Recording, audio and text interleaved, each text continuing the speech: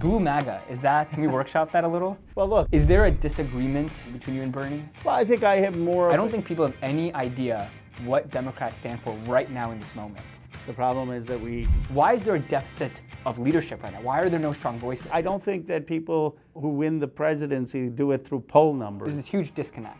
I'm one of 10 members of Congress who doesn't take any PAC money, any lobbyist money. Bernie will be 87 in 2028. Do you think he should not run for president? And Bernie should do whatever Bernie wants to do. But, by the end of his first term, he'll be 91. And we could get Biden. Look. It's always been my dream to interview a sitting member of U.S. Congress, and yes, other people have way cooler dreams, but this is mine. So when we got the opportunity to interview Congressman Ro Khanna, then Gaurav and I jumped on it. We came all the way to D.C. to talk to him. Look, you don't have to agree with Congressman Khanna, and you might not even have heard of him, but behind the scenes, he's been an architect of the new Democratic vision. He helped co-author the CHIPS Act, one of Biden's biggest legislative successes, and the largest investment we've made in the semiconductor industry. So he's a good person to talk to about what the 2028 Democratic agenda the candidates will run on could actually look like. So without further ado, I'm Congressman Ro Khanna, and this is a show about the news. Do you remember your, of course you remember the Vivek Ramaswamy debate that you had in New Hampshire? Did you go to that? I wasn't able to go to that, but that was a huge moment for the New Hampshire Indian American community. And it was like great because you went to Yale Law, he went to Harvard Law, or sorry, he also went to Yale Law, he went to Harvard undergrad. Yeah. So everybody was like, bring your kids, like this is what you need to be. You get either option, red or blue, but you got to do one of them. That's funny. It was all the talk. Yeah, I can't let my mom look at your Wikipedia page, or else You have more followers. Yeah. That's what matters, right? That's what comes down to. That's what matters. So I wanted to start on the new economic patriotism, but the first thing I really want to talk about is Blue MAGA. Are you living and dying by Blue MAGA? Can we workshop that a little? Well, look, that was a joke that the writer used. But basically, the point was that Trump said he doesn't want to get into these overseas wars. That's how he ran. And that we're sending all our jobs offshore, that we've hollowed out all these factory towns. Right. You're from New Hampshire, like Berlin, up north in North Country. I mean, that used to be paper factories and paper mills and textiles, and we hollowed it all out. And so he's got a view, let's go conquer land in Panama to get it back, and let's have high tariffs. No, I'm kidding. Huh? The magazine fell. But sorry, you were saying. Yeah. So he's got that view, but he doesn't have a real view of how to actually bring these high-paying jobs back. And my view, economic patriotism, is, okay, yeah, we got to bring the factories back, the industry back, but here's how we do it. Right. Well, you said in your Foreign Affairs article that tariffs are beginning to patch holes in the sinking ship. There's about Trump 1.0 tariffs. Do you stand by that still? Yes, in terms of strategic tariffs, but not blanket tariffs. So the article in the Foreign Affairs was all about China. And there's no question that China is cheating and that we should have strategic tariffs to protect against dumping, to prevent them from giving export subsidies to their industries. But you don't come in and then have tariffs on Europe and Canada and Mexico all at once, and you don't do it on goods that we're never going to make here. I mean, on certain groceries and avocado and the way that we've gone about doing it. Right. As you might have seen, like Peterson Institute did a study on Trump's tariffs, and they found that there was a net loss in manufacturing. Yeah. This is also because of the blanket steel tariff, but it's also because when you make it hard, there's like thousands of inputs that come in, actually 6,000 inputs that come in. And if you raise the prices on them, then it just becomes harder for American manufacturers to be competitive. So I do worry that tariffs, even strategic tariffs, might not be the right way to go about it. Well, I think it has to be as part of a strategy with giving federal financing for factories, by having trade schools, by building industry. But if you have no protection and you can just have dumping of goods coming in, then even if you're building factories here, you're going to be undercut by a country that just says, okay, we're just going to sell cheaply and undercut your whole industry. So there are times for having strategic protections in certain industry, but it has to be combined with a full industrial strategy.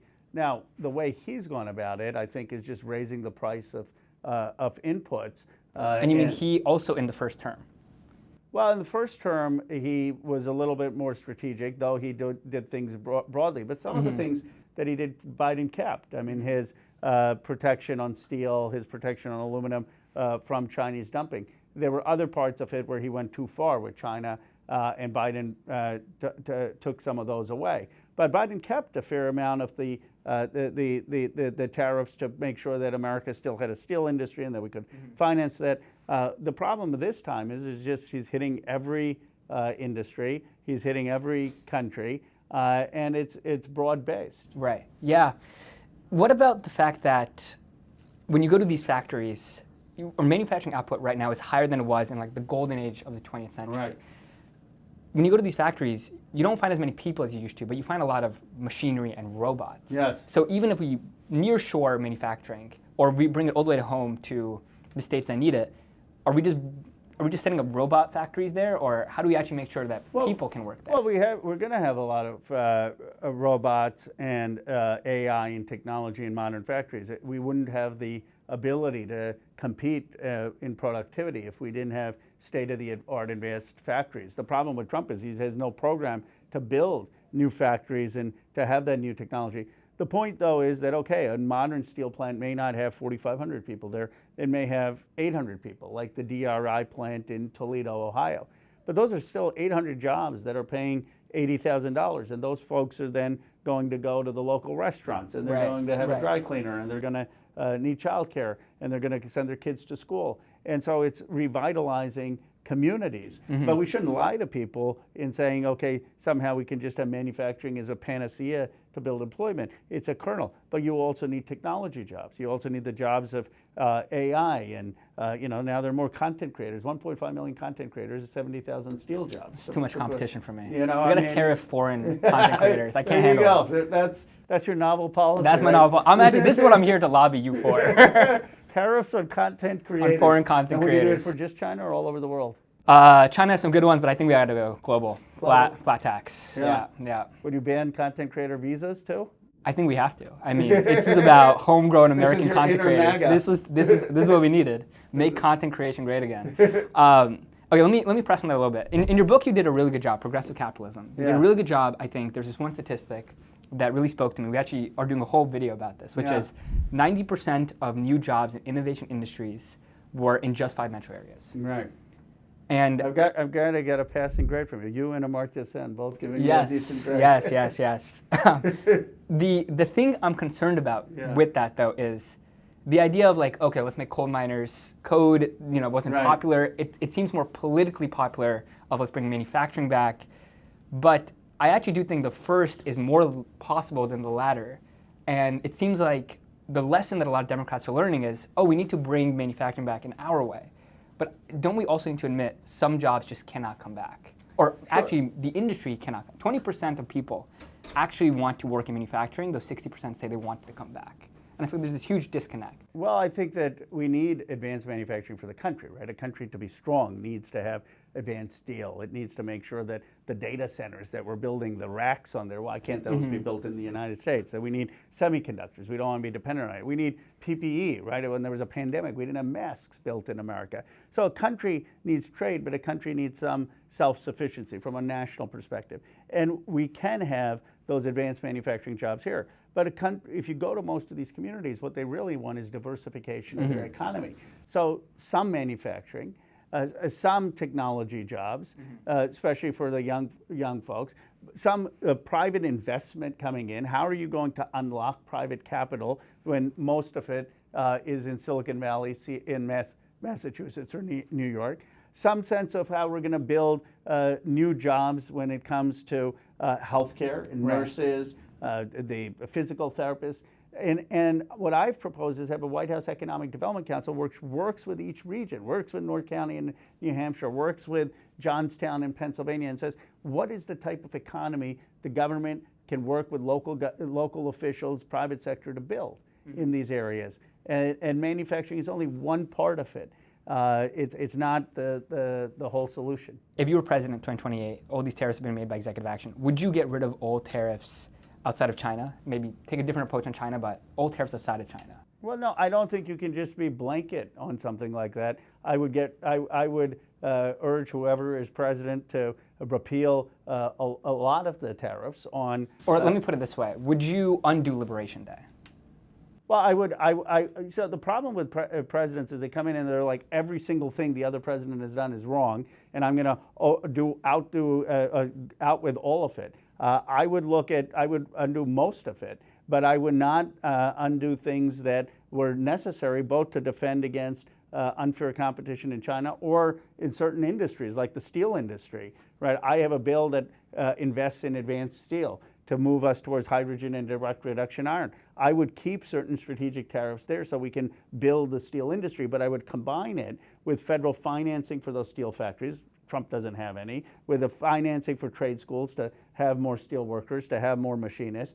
But no, I wouldn't just repeal all steel tariffs or all aluminum tariffs. But there are a lot of consumer goods that I would repeal. Right. Avocado, coffees, a lot of the tariffs we put on Canada and Mexico that haven't been... The EU? A lot of the ones on the EU, I think, are unnecessary. If I can just butt in, Congressman, on steel tariffs, when Trump did steel tariffs in his first term, there was also a net loss in the steel industry to the point where the Trump administration had to give not like really a bailout, but kind of subsidize the industry so they could protect a lot of jobs. So I feel like I walked away from that seeing steel tariffs not work either. Steel tariffs cannot work in isolation, but they were not coupled with anything like a CHIPS Act for steel. You're saying supporting it with government spending. You have to have government investment to build new factories. You have to have investment in new trade schools and workforce. You have to identify the private sector to match that, to build new steel. You have to say, if you make it here, we're going to buy it, the government, or provide tax credits for people to buy it. So Trump it's sort of like a one mantra note. Let's do tariffs, and tariffs will solve everything. I go back to Hamilton. In my first book, Entrepreneurial Nation, I quote extensively Hamilton's 1793 report on manufacturing, and he talks about all of the components that need to be there to have a robust manufacturing base. But again, I'm not selling future industry manufacturing as the only job creation avenue. We should be setting up AI academies in every community. We should be looking at the huge growth industries for jobs in healthcare and education, teachers, that pay well, childcare workers and paying them well, making sure we have nurses and home care workers now who have AI and may be able to better take care of their patients, asking local communities what types of jobs they want. For the framework of subsidizing the industry and tariffing the competition, why not just subsidize the industry? And why penalize like the manufacturer, the washing machine makers who have to import some steel, or the Coke can makers? Well, because let's say we just subsidized steel, hypothetically, and we didn't have any protection or any tariff. Now you're getting China to build the steel. It's polluting like crazy, so they don't care about the CO2 emissions, and they're going to look at the price that we're paying. Would you only tariff Chinese steel or all steel, like including Japanese steel? Well, I would look at all of it if it was being used to dump, to undercut the price. Got it. Or if they were having the state subsidize it.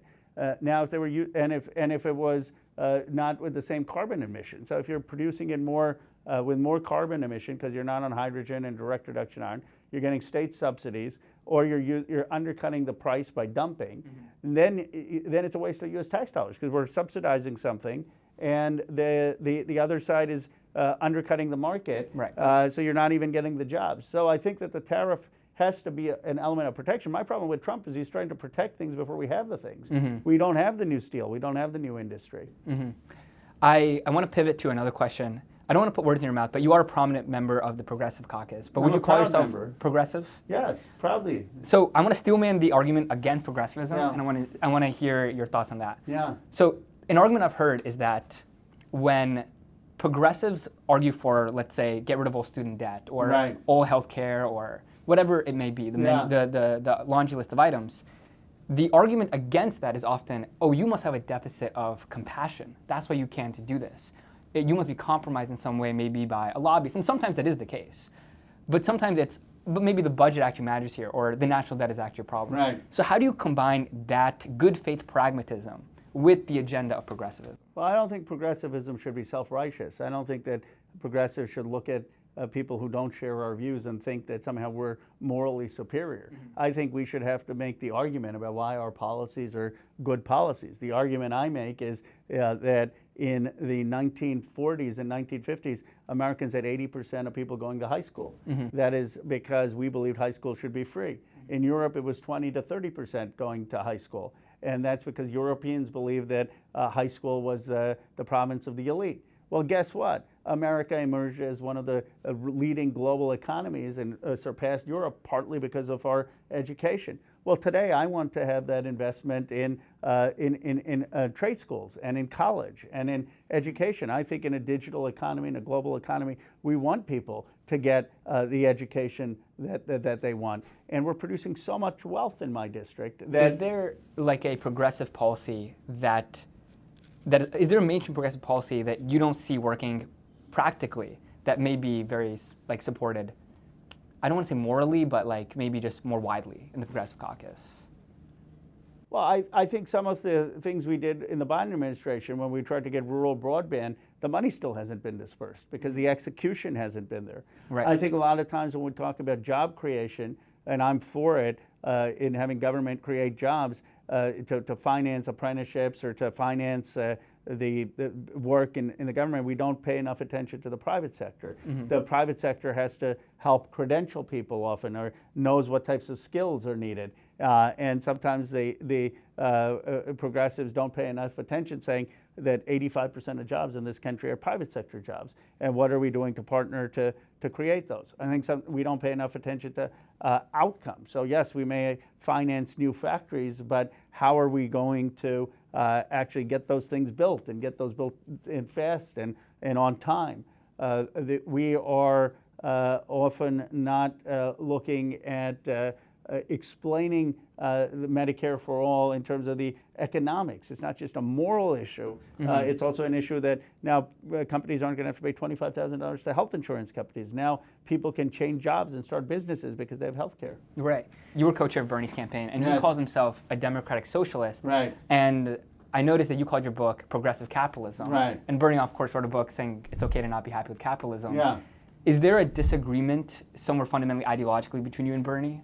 Well, I think I have more of a role that business properly channeled can be good for the economic renewal of America, that technology and innovation is important for lifting up wages. I have a view of FDR like politics, that you need to grow the pie, mm-hmm. And then we need to slice up the pie, but that growth is important, and that growth can be with the private sector collaborating with the government and labor to help create new jobs and new industry.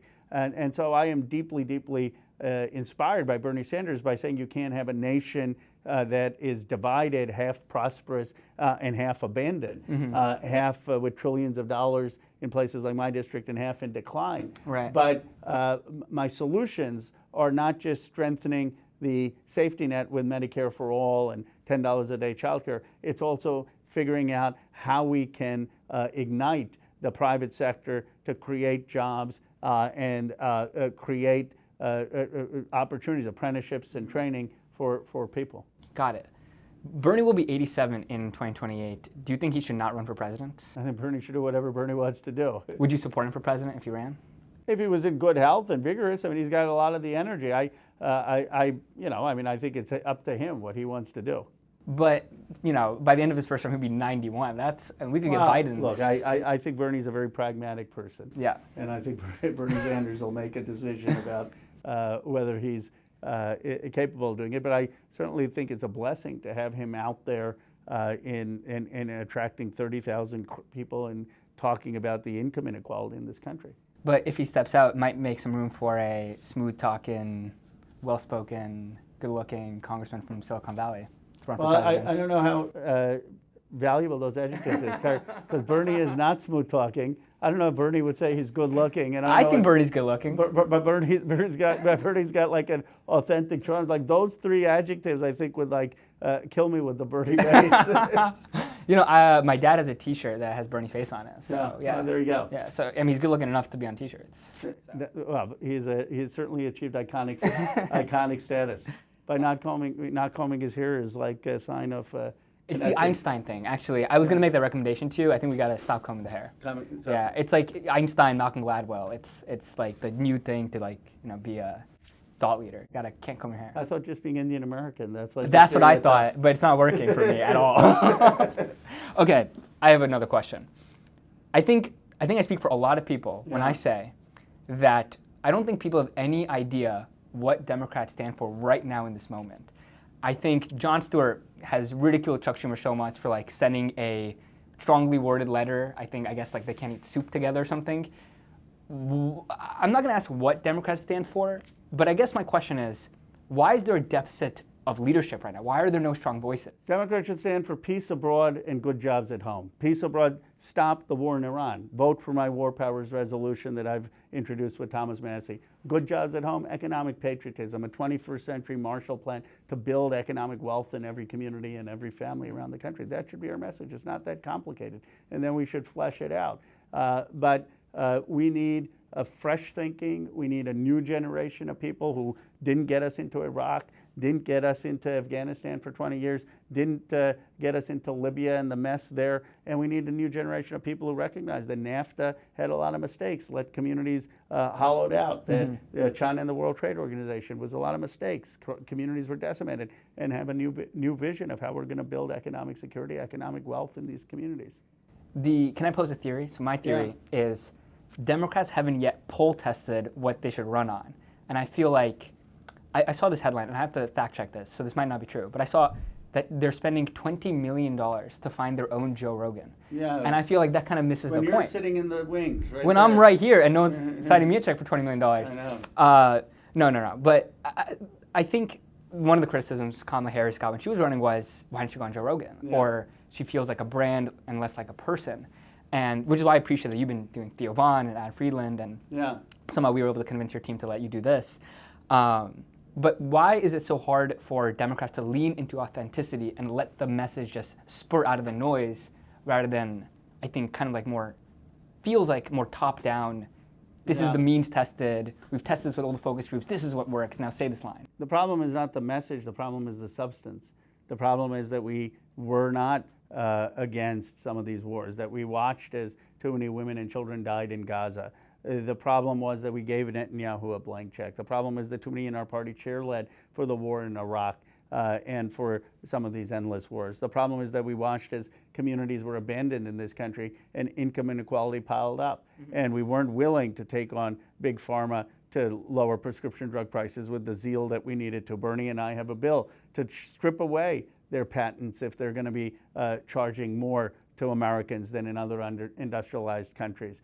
We weren't willing to take on big insurance to have Medicare for all and have wages go up. We weren't willing to fight even people in our own party to get the minimum wage increase. We had the House, the Senate, and the presidency, and we couldn't get the minimum wage increase. They said the parliamentarian wouldn't allow it. I said, fire the parliamentarian. They thought I had committed heresy. And Donald Trump goes in and says, I want to conquer Greenland, and no one blinks an eye. Yeah, where's the parliamentarian? So the party needs to get the substance right. They need to understand Americans are frustrated, they're angry, they've been let down for 30 years of income inequality rising, of wars that they don't like, of jobs that have gone offshore, of their kids who they don't know if they're going to have an economic future. And we keep putting out roads, bridges, let's build some roads and bridges. And it's just kind of like, yeah, but what are you going to change? What are you going to change? Are you willing to tax the billionaires and say that plainly? And I don't think that people who win the presidency do it through poll numbers. I mean, I don't think Donald Trump sat there polling half his ideas. I mean, I can't imagine he polled conquering Greenland or polled, build the wall, as terrible of a policy it is. I don't think Obama polled a lot of his speeches. I think people, I know for a fact Bernie didn't poll his ideas. The people who connect, who say what they believe, in my view, stand a much better chance. You co-authored the CHIPS Act, which obviously became one of the fundamental legislations of the Biden administration. Are you happy with the execution? I know there's been criticism about disbursement of money. That's been true for the building of electric vehicle. Like Ezra Klein has a whole thing about it's so difficult to execute on these policies. Yeah. What are your thoughts on the execution? I think Ezra's right on a number of areas. I mean, I think he's certainly right with the broadband money not being deployed. Now, there are reasons for that. The bill itself was held up by internet service providers that put a lot of false checklists on the disbursement of money, but we needed to get through that and not have those checklists in the bill. He's right that the IRA, there wasn't enough implementation of how are we going to get this money out and expedited permitting to build things. On chips, the fundamental problem, yes, there was some problem on permitting and workforce, but the central two problems is we couldn't get the human capital that we needed from Taiwan because our immigration policy is messed up, and we didn't have a building tax credit, buying tax credit. So once the chips were built in Ohio or are going to be built, we didn't have people saying, okay, we're going to buy these chips. They still wanted to buy TSMC. And in retrospect, we should have had some incentives or procurement from the government. By the way, this is one thing Trump got right in Operation Warp Speed of how they developed the vaccines. The irony is the one thing that Trump did that was actually really good in my view for the world, he ran away from and is embarrassed by. But with Fauci and others and Dr. Marks, who he's now fired, they figured out that they were going to buy things from Pfizer and gave Pfizer guarantees to do it, and that led to the development of the greatest vaccines. Right. The blue state NIMBYism, I think, is also like a huge thing here because Silicon Valley, of course, produces so much wealth. It's also completely unaffordable, kind of by choice because it's so hard to get building permits to build new houses, and there's a lot of holdup in local housing boards. And there's this great piece that I refer people to. It's by Johnny Harris, New York Times, that liberals hate the policies they vote for. Where's your stance on NIMBYism and yimby-ism? I'm a yimby. And how do we actually make that happen? Because I know the federal government can't even really walk into a state and say, do it like this. It needs to be local. Yeah, but we could give federal grants conditioned on building things. We could say, if you're a city that is going to build more affordable housing, dense housing near transit, you will qualify for federal grants for upgrading your school, upgrading your infrastructure. If you're a city that's willing to build more rental housing, then an affordable rental housing, or just increase the supply, then we're going to get a housing trust to be able to do that. So the federal government can incentivize more local building and reform on zoning, but it should be a push and has to be a push from state and local government. Credit where credit's due is California talks a big game about being the green energy leader. Texas is the green energy leader. They produce more, and they kind of did it just by getting out of the way. Well, they produce more right now in solar and wind. Combined, but California, I think, is still leading in solar. But Texas has no doubt had good wind, and they're doing well in solar. But I think that the challenge for California in renewables is just to continue to make the permitting and building of this as quick as possible. Switching gears a bit, in what ways has being a member of Congress not lived up to expectations? Absolutely no perks. I mean, people like think that there are any perks. You're like 90% of the time flying in like on a middle seat in coach or in the very, very back where the Wi-Fi doesn't work. Sure, and people are often like amazed. They're like, they expect like members of Congress to have some security or so, and they're like, no, I'm like zone 6 on Delta. And sometimes they'll see, I had some, this time I was traveling, I had some medicine, and so the medicine, went through, and it got separated for further check. Then they like did this dab on the medicine, and the alarm went off apparently. So they had to like do like this full pat down search, and everyone's like guessing yes. And then they had like all these like formulas that they were doing with the medicine. I think the medicine still works, and they let me go. But, this is. Did you ever just like take out your Wikipedia page, just leave it there, just be like, oh, what's that doing there, and then just let them take a look? Yeah, because I want to be on the front page of the New York Times. Hey, all press is good press, is what they say. What about in terms of getting things done? How's that felt?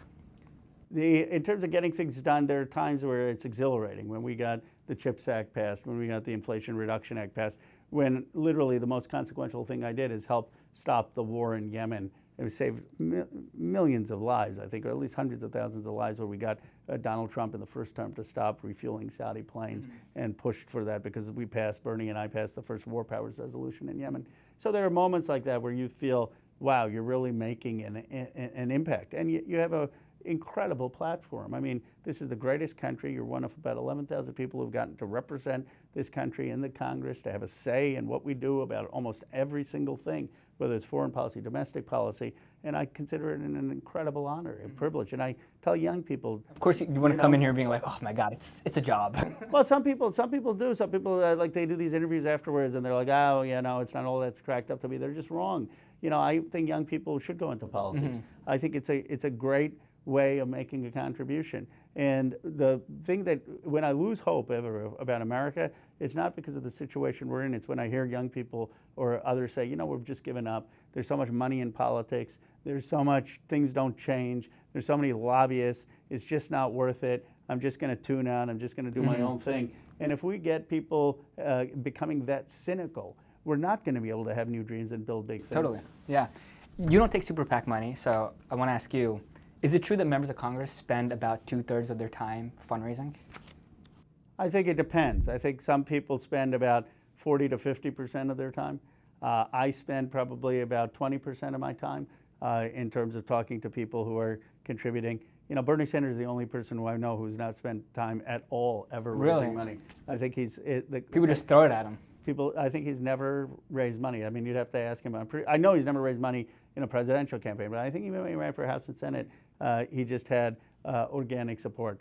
But it is the biggest problem in our politics is money in politics. I have a bill to ban all super PACs. I mean, it's crazy. You can only give a candidate $3,500, but you can go write $5 million to a super PAC, $200 million to a super PAC.